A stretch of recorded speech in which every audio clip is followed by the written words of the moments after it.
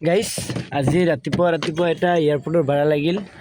আৰু ভাড়াটো লগাৰ পিছতে মানে কেনেকুৱা লাগিল ভাল লাগিল মানে কি হ'ল মানে মই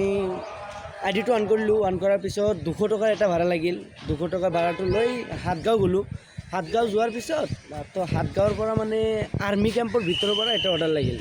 780 টকামান লাগিল কিন্তু মানুহজনে মোক 1000 টকা দিলে ইমান ভাল পাইছে মোক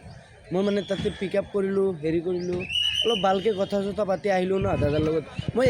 এক বিদ্যা কচুম খাইছোঁ মই 1 টকা খোজা নাই কিন্তু মোক দাদাজনে 1000 টকা দিছে কিয় বা দিলে দাদাজনৰ ভাল লাগিছে চাগে যে দি দিওঁ আৰু ইহঁতে কাম কৰি আছে কেতিয়াবা দিয়ে আমাক এনেকুৱা আৰু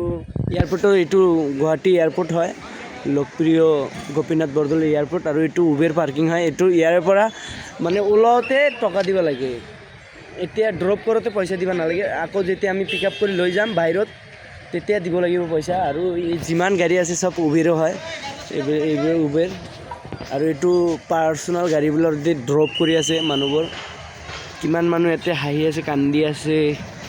বেলেগ মানুহ কাম কৰিব যায় আছে কিছুমানে এনজয় কৰিব যায় আছে চব মানুহ আছে ইয়াতে আৰু ভাল লাগে মানে ৰাতিপুৱা এয়াৰপৰ্টৰ ভাড়া চাড়া লাগিলে বাই বাই